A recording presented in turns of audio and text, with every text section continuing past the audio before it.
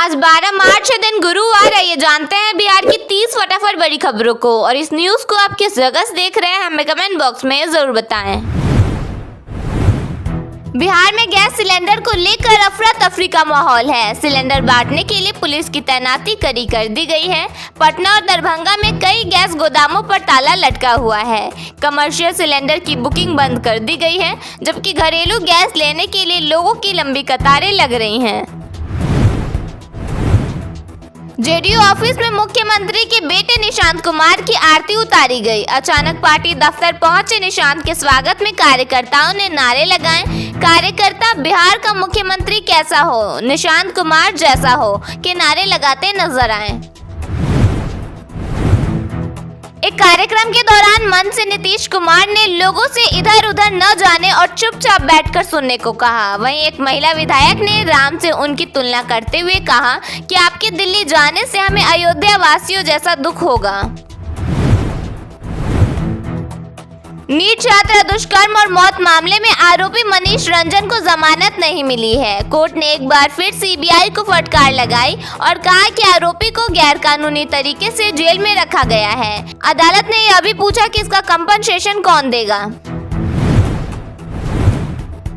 AIMIM के प्रदेश अध्यक्ष अख्तरुल ईमान ने तेजस्वी यादव से मुलाकात की। मुलाकात के बाद उन्होंने कहा कि अब देखता हूं तेजस्वी क्या बोलते हैं। राज्यसभा की 5वीं सीट के समीकरण पर सभी की नजरें टिकी हुई हैं।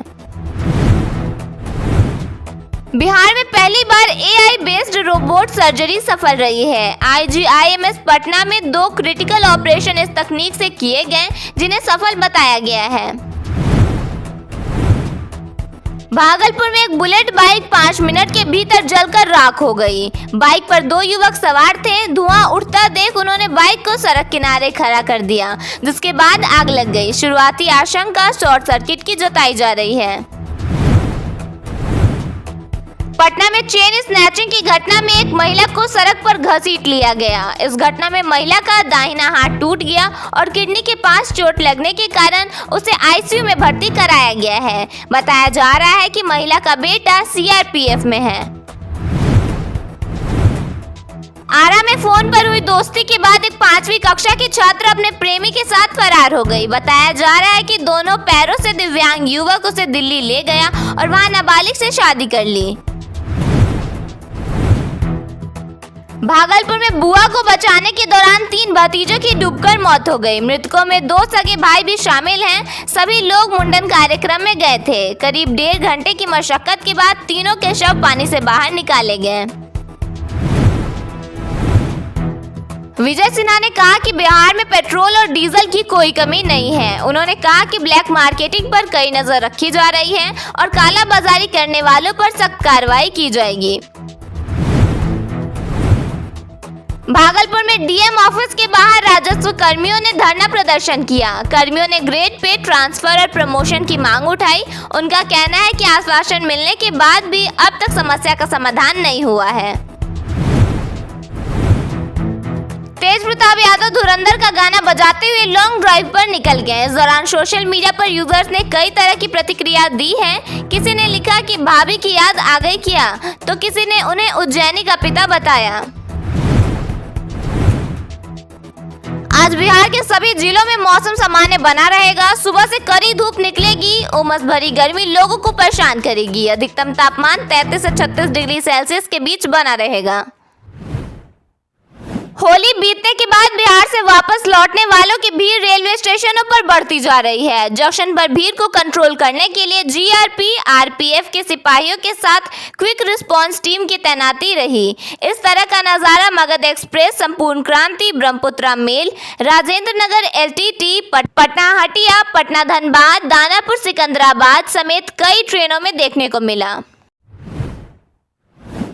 रेलवे अधिकारियों का कहना है कि यात्रियों की डिमांड और उन्हें कोई परेशानी न हो, इसके लिए पहले से चल रही कई ट्रेनों के परिचालन अवधि में विस्तार कर दिया गया है। पटना नई दिल्ली स्पेशल समेत 28 होली स्पेशल ट्रेनों की परिचालन अवधि में विस्तार कर दिया गया है। यह जानकारी पूर्व मध्य रेलवे के मुख्य जनसंपर्क अधिकारी सरस्वती चंद्र ने दी है। बिहार की राजधानी पटना समेत राज्य के कई जिलों में एलपीजी सिलेंडर को लेकर हालात चिंताजनक हो गए हैं। जहां पहले बुकिंग के 1-2 दिन के भीतर सिलेंडर मिल जाता था, वहीं अब उपभोक्ताओं को 4 से 7 दिनों तक का लंबा इंतजार करना पड़ रहा है। पटना में कमर्शियल सिलेंडर की सप्लाई पूरी तरह ठप हो गई है, जिसके कारण गैस से भरे ट्रक प्लांट के अंदर ही खड़े रह गए हैं। बिहार एलपीजी वितरक संघ के मुताबिक मांग में अचानक उछाल और लॉजिस्टिक की समस्या ने इस संकट को और गहरा कर दिया है।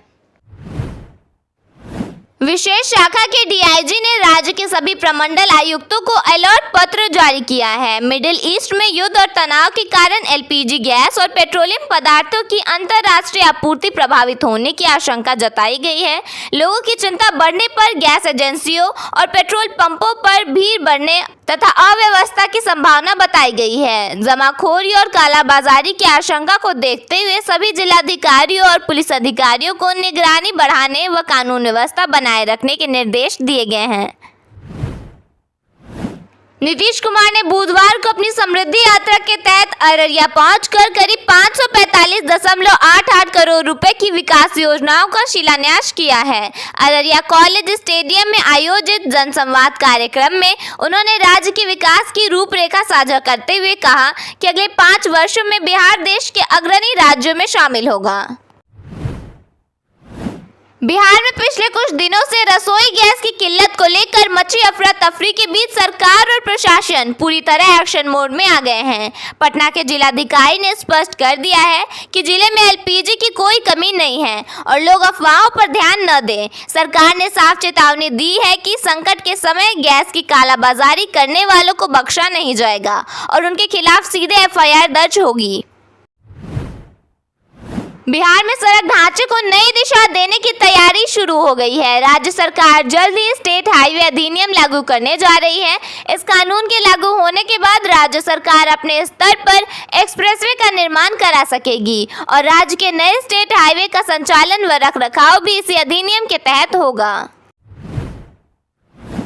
ईरान अमेरिका इजराइल वॉर के बीच देश में एलपीजी और नेचुरल गैस की सप्लाई पर असर पड़ रहा है। बिहार में घरेलू गैस सिलेंडर लेने के लिए कड़ी मशक्कत करनी पड़ रही है।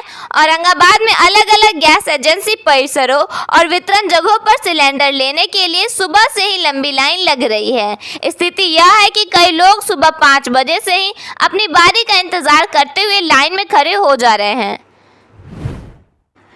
पूर्णिया जिले में रसोई गैस उपभोक्ताओं को नए नियमों से परेशानी हो रही है। 25 दिन बाद ही रीबुकिंग की बाध्यता और अनिवार्य केवाईसी ने मुश्किलें बढ़ा दी हैं। केवाईसी के लिए आधार कार्ड के साथ उपभोक्ताओं की शारीरिक उपस्थिति आवश्यक है, जिससे बाहर रहने वाले परिवारों को विशेष दिक्कत आ रही है। उप मुख्यमंत्री सह नगर विकास एवं आवास मंत्री विजय कुमार सिन्हा ने स्पष्ट निर्देश दिया है कि नगर निकाय क्षेत्रों में राह चलते या अस्थायी रूप से खड़े वाहनों से पार्किंग शुल्क की वसूली नहीं की जाएगी। इस संबंध में सभी जिलों के डीएम को पत्र भेजकर सख्ती के नियम लागू करने को कहा गया है। बिहार में नंबर प्लेट छुपाकर या उसमें छेड़छाड़ कर गाड़ी चलाने वालों पर परिवहन विभाग सख्त हो गया है। जनवरी से अब तक 1200 से ज्यादा गाड़ियों पर कार्रवाई हो चुकी है। सबसे ज्यादा मामले पटना में सामने आए हैं। विभाग ने सभी जिलों को सख्ती से जांच करने का निर्देश दिया है। प्रधानमंत्री नरेंद्र मोदी 14 मार्च को पुरुलिया आनंद विहार साप्ताहिक एक्सप्रेस का उद्घाटन करेंगे। यह ट्रेन सासाराम, डिहरी और भभुआ रोड स्टेशनों पर रुकेगी। इसमें दिल्ली और बंगाल जाने वाले यात्रियों को बड़ी राहत मिलेगी। यह ट्रेन अयोध्या, लखनऊ और वाराणसी होकर चलेगी। आरा के धरहरा में गैस सिलेंडर न मिलने से आक्रोशित उपभोक्ताओं ने आरा पटना हाईवे जाम कर दिया। लगभग आधे घंटे तक चले इस प्रदर्शन से यातायात बाधित हुआ और वाहनों की लंबी कतारें लग गईं। गैस की इस कमी का सबसे अधिक असर छोटे होटल, अल्पाहार केंद्र और बिना पाइपलाइन वाले रेस्टोरेंट पर पड़ा है। कई चाय और नाश्ते की दुकानें गैस नहीं मिलने के कारण बंद हो गई हैं। पटना जिले के संपतचक इलाके में एक साथ बड़ी संख्या में कौओं की मौत ने लोगों को चौंका दिया है। बरूना लक्ष्मी चक के एक बगीचे में 100 से अधिक कौवे मृत मिलने के बाद इलाके में दहशत का माहौल है और लोग इसे बर्ड फ्लू से जोड़कर देख रहे हैं। आम आदमी आदमी पार्टी के नेता अरविंद केजरीवाल ने लिक्विफाइड पेट्रोलियम गैस यानी एलपीजी संकट को लेकर केंद्र सरकार की आलोचना की है। केजरीवाल ने बुधवार को किए प्रेस कॉन्फ्रेंस में कहा, पूरे देश में एलपीजी सिलेंडर की भारी किल्लत हो गई है। देश में एलपीजी का उत्पादन लगभग 50% तक घट चुका है। सरकार ने आदेश जारी किया है कि रेस्टोरेंट और होटल को एलपीजी सिलेंडर उपलब्ध नहीं कराए जाएंगे। इस फैसले के कारण देश के बड़े शहरों में कई रेस्टोरेंट और होटल बंद होने की कगार पर पहुंच गए हैं। उन्होंने कहा, इस समय देश भर में शादी ब्याह का सीजन चल रहा है और अगर यही हालात रहे तो लोगों को अपनी शादियां तक टालनी पड़ सकती हैं।